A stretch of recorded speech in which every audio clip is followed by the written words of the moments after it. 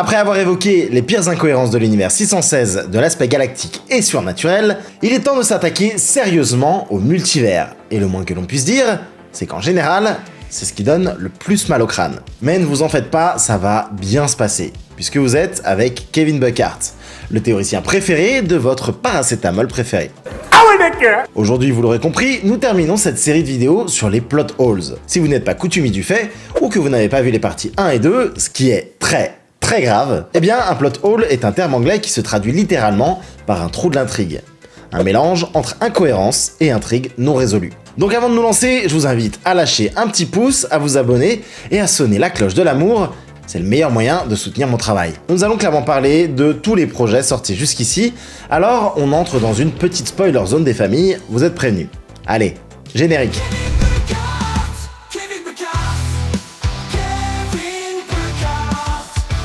Bon, nous sommes bien dans la saga du multivers, une notion qui n'est pas du tout facile à appréhender, puisque chaque fois que j'en fais un contenu, je me rends bien compte que chacun a sa compréhension du fonctionnement du temps et du multivers dans le MCU. J'ai pas compris. Mais nous allons quand même essayer. Pour ça, commençons par le commencement, la série Loki. Et c'est probablement la plus difficile à analyser.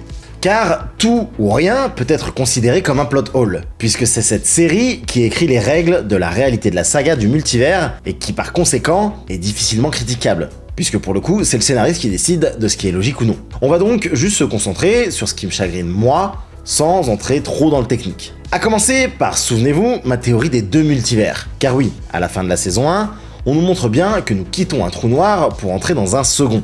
Alors je veux bien que la série soit complexe, mais ce plan reste à ce jour l'un des plus inexpliqués du MCU. Et pour le coup, il est impossible que ce soit juste un élément esthétique d'introduction. Pourquoi ne pas l'expliquer? Je vous jure, j'y pense encore dans la douche.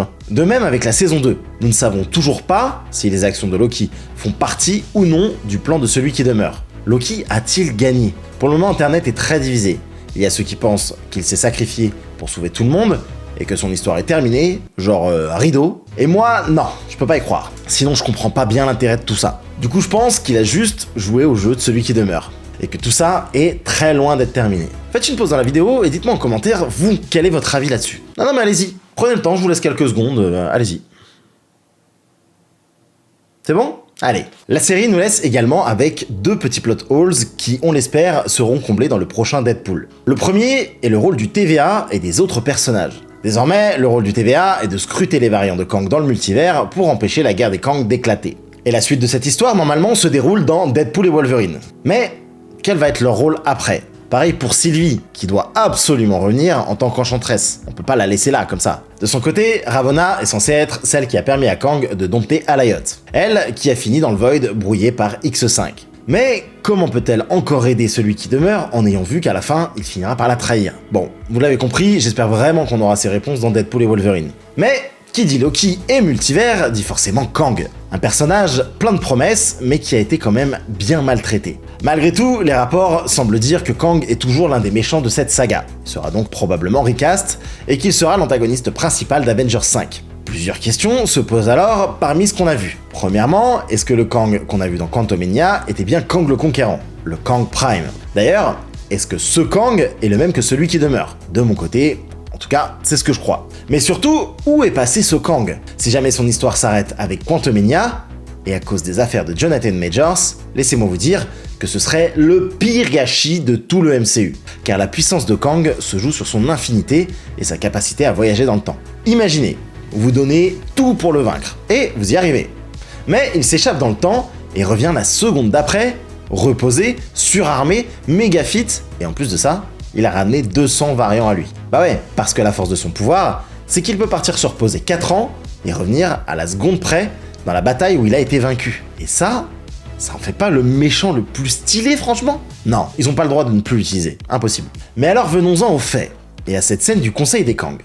D'abord, où se passe cette scène? Car elle semble se passer à la fin du temps, même lieu que celui de la citadelle de celui qui demeure. Or, normalement, c'est pas possible. Il y a donc plusieurs options. Peut-être que la citadelle à la fin du temps est celle de l'univers de l'éternel flux temporel, et que chaque univers en possède un, totalement possible. Et que donc, tous se réunissent actuellement dans un seul et même univers. Deuxièmement, ce serait que nous sommes au même endroit que celui qui demeure, mais des milliards d'années après. Souvenez-vous, nous avons vu que quand Miss Minute et Ravonna sont dans cette même citadelle, le corps de celui qui demeure et la citadelle sont en décomposition. Donc, peut-être que les Kang y sont bien, mais des années et des années après. Maintenant, la plus grosse interrogation selon moi est... Qui est le Kang exilé dont parlent les membres du Conseil?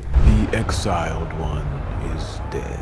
Est-ce que c'est celui qui demeure, celui de Quantumania, ou encore un autre? J'arrive pas à en être certain. Espérons qu'on aura la réponse dans Avengers 5. Je sais pas vous, mais sans projet qui fait avancer l'histoire du MCU, oh elle est longue cette année 2024. Bref, nous avons passé cette première partie et désormais concentrons-nous sur les événements qui se sont passés à travers le multivers, ou en tout cas, du peu qu'on en a vu. Déjà, dans Multiverse of Madness, l'univers 838 a longtemps été considéré comme l'univers de référence qui ferait face au 616. Ils sont similaires à la différence près que le 838 avait toutes les équipes.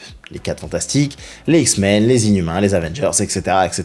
Mais un élément a intrigué tout le monde à l'époque. À qui était la dernière chaise vide? Bon, tout le monde le sait, sûrement à celui qui a réussi à dompter le protocole Ultron. Autrement dit, un variant d'Iron Man. Et évidemment, tout le monde ne rêvait que de le voir. Mais surtout, l'univers 838 s'y connaît beaucoup mieux en multivers que le 616, puisque c'est eux qui savent que Strange vient du 616 et qu'ils ont même une porte qui mène au Gap Junction, une passerelle entre les univers. Bon, notre Strange et Wanda ont causé le massacre des leaders de toutes ces équipes. La logique voudrait donc qu'ils viennent se venger. Mais malheureusement, nous ne le verrons sûrement jamais. Marvel ayant décidé de ne plus aller dans ce sens. Et je trouve que c'est un énorme gâchis. Dans ce même film, nous voyons à la fin Strange être interpellé par Clea pour aller corriger une incursion. Les incursions ont été très rapidement expliquées par Reed Richards du 838. An incursion occurs when the boundary between two universes erodes and they collide, destroying one or both entirely. Et démontré dans l'univers de Sinister Strange et à la fin de The Marvels. Mais nous ne savons pas réellement comment elles vont être interprétées dans le MCU. Autre question, quel est l'impact de Clea et de la dimension noire sur le multivers? Car jusqu'ici, les seuls moyens de voyager d'un univers à l'autre étaient soit via le Dreamwalking, rendu impossible avec la destruction du Darkhold, grâce au pouvoir unique d'America Chavez, via la technologie du TVA, en traversant directement une incursion comme Monica, ou encore grâce au pouvoir du Watcher. C'est déjà pas mal en fait. Je m'en étais même pas rendu compte. Mais Clea semble venir tout droit de la dimension noire, celle de Dormammu, et elle invite Strange à venir corriger les incursions qu'il a créées. Ce qui pose une question sur ces fameuses dimensions. Est-ce que la dimension noire est externe au multivers? Rappelez-vous, Dormammu invitait ses disciples dans Doctor Strange 1 à une vie éternelle, puisque dans la dimension noire, le temps n'existe pas. C'est donc logique qu'elles n'appartiennent pas au flux temporel que sont les multivers. Dès lors, on peut se demander si les dimensions peuvent être des passerelles entre univers. Car oui, le monde quantique, qui est aussi une dimension à part entière, est une passerelle entre le temps et les univers, comme nous le comprenons dans Endgame et Quantumania.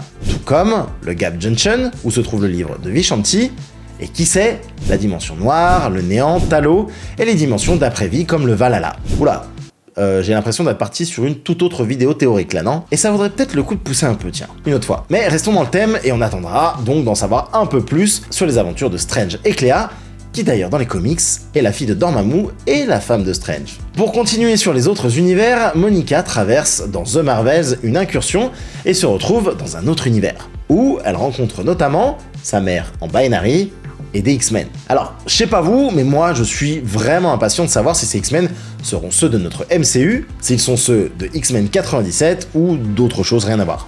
Mais va pas falloir nous laisser là-dessus les amis, hein. On veut en savoir plus. Car côté X-Men, il existe toujours ce mystère à propos du 616. Pourquoi l'équipe des mutants n'est-elle pas présente dans le MCU? Je vous préviens, le premier qui me dit que c'est à cause des droits nanani nanana, il prend une gifle. Ça va chauffer. Parce qu'on voit que les mutants sont présents, mais aucune équipe super-héroïque en vue. Et me faites pas croire qu'avec tout ce qui se passe en ce moment, la blague de Ralph Bonner dans WandaVision n'aura aucune incidence. You're Ralph Boner? Boner. Oh, c'est nul. Personne n'aime ici, ok. Car quand on y réfléchit, maintenant que les X-Men sont canons, ce Quicksilver existe bel et bien dans le multivers. Il n'est donc absolument pas anodin que ce gars se retrouve avec les pouvoirs de Quicksilver aux côtés de Wanda. Pas à nous, Fab. Alors oui, je le sais, les scénaristes nous expliquent que dans le deuil, avec le temps, les visages s'effacent et le chagrin nous pousse à tout croire. Mais non, pas à nous, Fab. Surtout qu'on sait que les enfants de Wanda, qui n'existent que dans d'autres univers, vont finalement arriver dans le MCU. Bon, en tout cas, c'est le cas de Wiccan dans la série Agatha. Bref, c'est potentiellement juste une vieille blague, mais pour moi, c'est un véritable plot hole. Et il faudra nous expliquer pourquoi les X-Men existent dans tous les autres univers, sauf ici. On finit cet épisode sur les plot holes, qui est décidément très étrange, avec les épisodes de What If. Alors qu'on peut considérer qu'il ne s'agit que d'une mini-série sans importance, il semblerait que chaque épisode soit bien une histoire qui se déroule dans le vaste multivers. À la preuve avec la fin où nous voyons l'Yggdrasil de Loki. La question est donc de savoir si nous allons un jour voir le Watcher interagir dans le MCU, même si on l'a déjà vu dans les Gardiens de la Galaxie, et surtout si ces gardiens du multivers vont avoir un rôle à jouer dans Secret Wars. Car intégrer Yggdrasil nous montre bien que tout est lié. Et là, tout est possible. Du retour de Thanos au retour de Tony. Mais je vais m'arrêter là, moi. Cette série de vidéos m'a un peu dérouté. Plus on avance, et moins les plot holes sont évidents à déceler. Car le multivers est finalement la meilleure excuse pour faire n'importe quoi et dire « ça va, c'est le multivers ». Je pense d'ailleurs que c'est bien plus facile de repérer les plot holes encore existants dans les 3 premières phases, où pour le coup, c'est expliqué ou non. Il n'y a pas d'histoire de variants, de voyage dans le temps, etc. D'ailleurs, si ça vous intéresse que je me penche sur le sujet pour en faire une vidéo un jour, n'hésitez pas à me le dire en commentaire. C'est la fin de cette série. Si ça vous a plu, n'hésitez pas à me le dire en commentaire et à lâcher un petit pouce. On se dirige tout droit vers Deadpool et Wolverine qui va ouvrir des centaines de nouvelles questions. Et cette fois-ci, ne vous inquiétez pas, votre camarade Buckhart sera là pour y répondre et pas en ouvrir encore d'autres. On se retrouve très vite pour de nouvelles théories et surtout, n'oubliez pas d'être curieux, il paraît que ça rend heureux. Ciao!